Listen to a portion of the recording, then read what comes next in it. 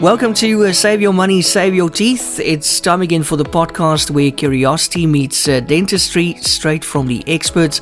I'm Ian and I'm once again joined by Dr. Clifford Yudelman. We're taking a deep dive into the world of dental care from a consumer's perspective. And today, Dr. Yudelman from OptiSmile delves into your oral microbiome, a bustling community of microbes in your mouth. They're there right now, and also how its balance or imbalance can influence not just cavities and gum disease, but also your overall health. This is going to be very interesting, so let's explore. But firstly, let's say hi to Dr. Yudelman. Hope you're well. Yeah, I'm great, thank you, and hope you're keeping well. Lovely to speak to you, and this one's especially for listeners that are especially interested in this type of thing. It's not an everyday subject that most dentists would talk about. I had to do some extra research for this one. All of the information that I'm giving is based on proper medical and dental journals, so I didn't just make this stuff up. And not all of it is very well known, so it could open up a few conversations. Right, I love it. Let's get into it. Firstly, I want to ask you, Dr. Yudelman, what exactly is the oral microbiome and why does it matter? The oral microbiome is a complex, it's an ecosystem, where things live together. In this case, it's bacteria, fungi, viruses, all kinds of stuff living there, inhabiting your mouth. And believe it or not, over 700 different species coexist in balance. Isn't that crazy to think? Wow. That there's 700 different species. And it forms in a healthy situation, it can form a protective biofilm that prevents colonization by bad bugs when it's properly balanced. And then disrupting, or in this case it's called dysbiosis, can permit an overgrowth or encourage an overgrowth of acidogenic, which it means acid-causing species, or which triggers cavities, or inflammatory species, which cause gum disease or contribute to gum disease. And then now there's lots more emerging evidence, and there's direct links between oral bacteria or microbes to systemic conditions like cardiovascular disease and diabetes and Alzheimer's, and we have done a podcast on that. Yeah. Okay, and how does a healthy oral microbiome protect you against tooth decay and gum disease? So there are lots of beneficial bacteria. One of them is called Streptococcus sanguinis, which is sanguinis. It's quite a nice word, actually. I like it. Mm-mm. And they compete. Yeah, it sounds like sanguine. I think that means relaxed. I don't know. It's a word I haven't looked up. I think it's a French word, but they compete with the acid-producing species for places to stick on your enamel.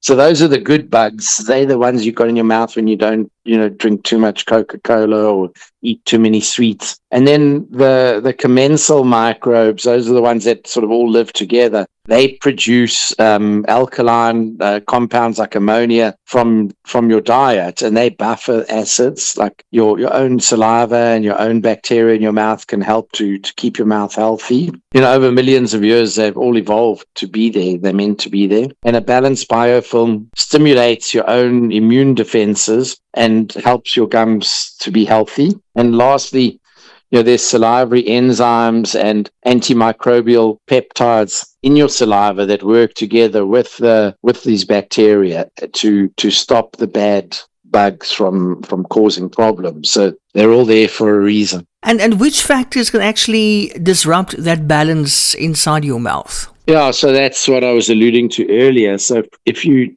take in sugar frequently, if you're continually snacking on candy bars or Smarties or any tiny little gummy bear or any sugar, even lots of tea. Every few hours you have a cup of tea with sugar in it. That feeds, oops, I better have a word with you. Cardiogenic species so cardiogenic species are cavity-causing bacteria, and we've definitely isolated another streptococcus called Streptococcus mutans, or SM. And these are the ones that start cavities. So if you're eating a lot of sugar, the sugar makes that plaque build up a lot quicker, the bad plaque. And then also disruption of the balance. Obviously, antibiotics can mess up this whole balance. But one of the worst ones is smoking and vaping.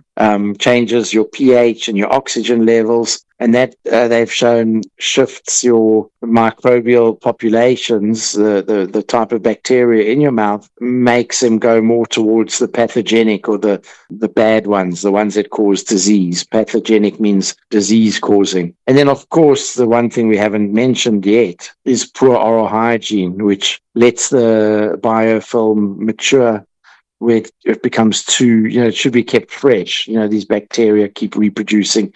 But if you just leave it, it becomes like a stagnant mess, and then the bad bugs love that, because deeper down there's no oxygen, and it's the ones, the anaerobes, those are the bad ones. So they live, in the dark, wet places between your teeth and under the gum. That sounds quite scary, actually. I tried to sound scary. I'm pleased it sounded that way. Doctor, what are the oral systemic connections driven by microbiome imbalances?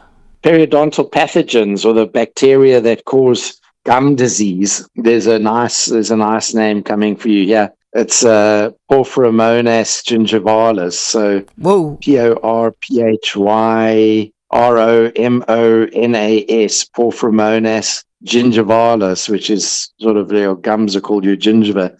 They've shown that these can actually get into your circulation if your gums are inflamed, and they actually promote atherosclerosis and cardiovascular disease. Isn't that amazing? Something from your gums can get into your circulation and get into your blood vessels. So atherosclerosis is where you're getting thickening or hardening of your arteries, and the cholesterol builds up. But a lot of that is started by or contributed to by these bacteria that live in your gums, if your gums are unhealthy. And obviously you get cardiovascular disease, which means heart attacks and strokes. This is serious stuff. There's also translocation of your bacteria in your mouth into your gut, which can also then cause inflammatory bowel disease and metabolic disorders. So I didn't actually know that. That's something that I found out when I was researching for this podcast. And then chronic oral inflammation will actually there's something I get tested regularly because I'm very proactive with my health. And there's something called CRP, which is C-reactive protein. So CRP is something, when you get your blood test, you can get a CRP level done. And if your CRP is high, that means you've got general inflammation or some inflammation in your body somewhere. And that is a big link to diabetes and arthritis. And then some oral bacteria make neurotoxins, which are basically poisonous against your nerves. Interestingly, they've implicated that as a possible cause of Alzheimer's when these neurotoxins go to the brain, which, all of this stuff is crazy to think about, that, brushing your teeth could save you from a lot of these problems. Yeah, amazing how it's all linked. I also want to ask you, can probiotics or prebiotics play a role in your oral health? I'm sure they can. Definitely in places like America, where they sell these things, they can. In South Africa, it's not easy to get them, so the answer is no, but you can get them online, and there's toothpaste now. So I was looking up and reading research on certain probiotics. One of them is called Lactobacillus reuteri, which you can actually get in South Africa, and I haven't seen it or recommended it for use for dental, but they've actually shown that this can help in reducing gum inflammation and pocket depth. So after researching for this podcast, I'll definitely look into that. We don't get a lot of patients at OptiSmile with gum problems. We used to see a lot more of it back 10, 15 years ago, but I'm sure in many practices they still see a lot of it. It depends where you are and so on. So then there's prebiotic compounds, something called arginine. These can help to feed the good bacteria and shift your biofilm favorably towards a healthy biome. And then clinical trials report that even a modest reduction in strep mutans is caused when you chew probiotic lozenges, that it actually competes with the bacteria that cause cavities. So that sounds interesting for me as well. And then there's a lot of long-term studies to try and obviously sell us more of these supplements. I think, I don't think it's going to be widespread, but it is interesting to see where the research is going, using good bacteria to fight bad bacteria. I also want to ask you, how do everyday oral care products influence microbial communities? So we often give patients antimicrobial mouthwashes that have chlorhexidine, not the over-the-counter ones, but special ones. And we make sure we give it to them in low concentrations so they're not too powerful. And also they're only used, say, if you've got bleeding gums, just to get a balance back in your mouth. We don't let patients use these types of antimicrobial mouthwashes long term because they can also suppress the good bacteria in your mouth. So fluoride toothpaste is very good for inhibiting acid-causing bacteria and to promote enamel remineralization. And fluoride, by doing that, it actually supports a more balanced microbiome. So we did do a recent podcast about fluoride versus non-fluoride toothpaste. And then there's some new pastes and things with arginine that raise the pH and which means it's a more favorable for better bacteria in your mouth. I'm not familiar with any of these in South Africa, but I'll definitely be looking into that. And then using an alcohol-free low pH formula that doesn't disturb your microbia, the balance of your microbials in your mouth, I think is a good idea. But I'm not a big fan of general use of mouthwash, unless it's just a sort of nice minty mouthwash that doesn't have too many chemicals in it. I generally don't recommend it.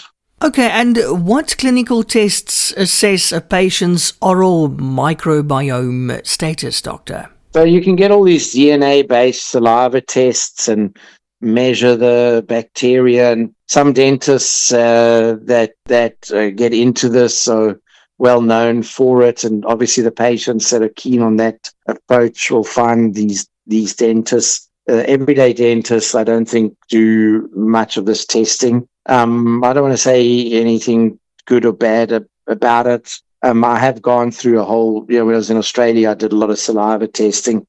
I think in the end, the patients need to brush and floss and take some of the advice that we've given in this podcast and previous ones. I'm not sure if it's a specific case where a patient's got gum disease and they go to the periodontist and the periodontist just can't figure out how to treat them. They might do these tests and find that there's a particular bacteria that they need to maybe give them an antibiotic for or treat specifically.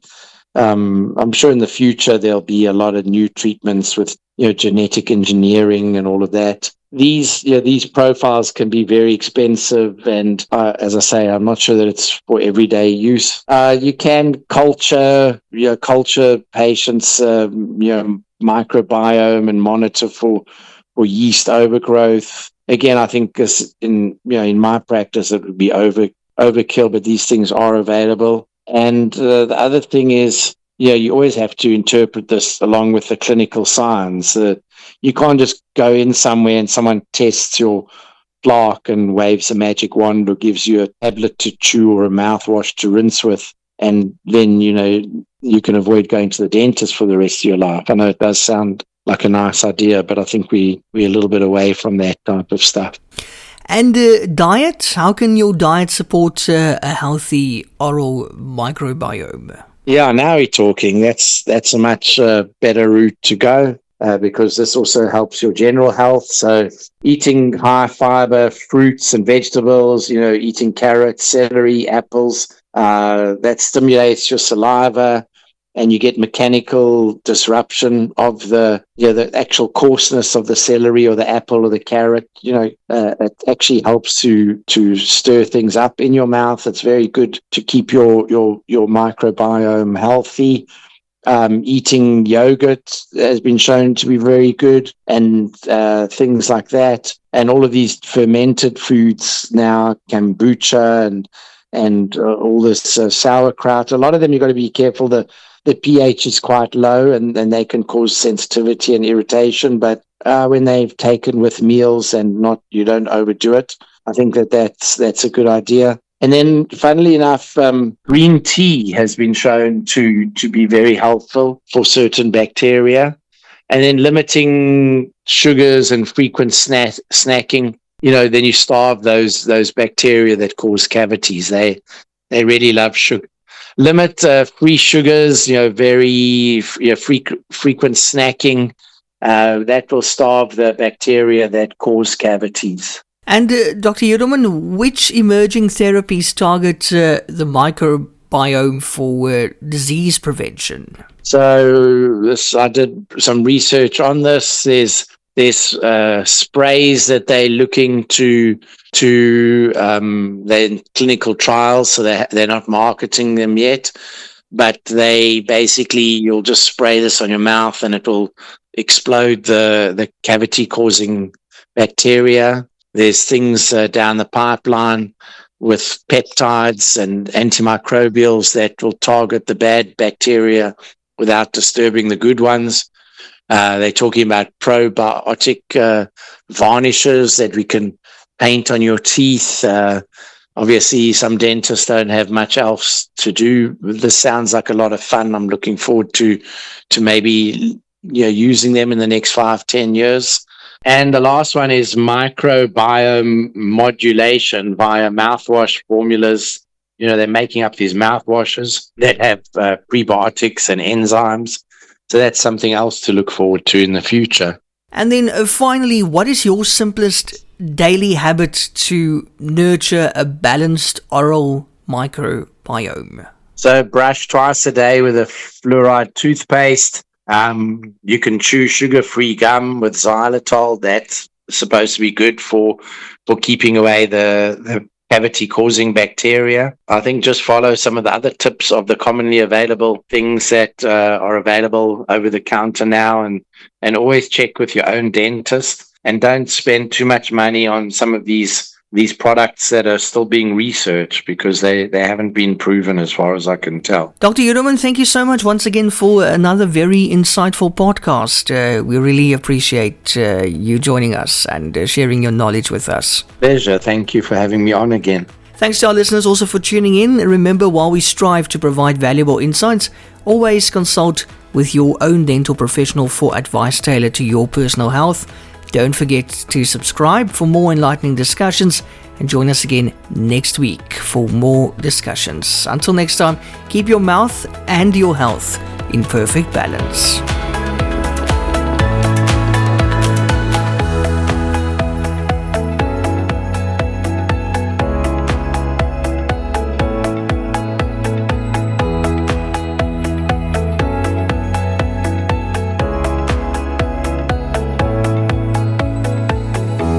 Discover the world of dental excellence with OptiSmile.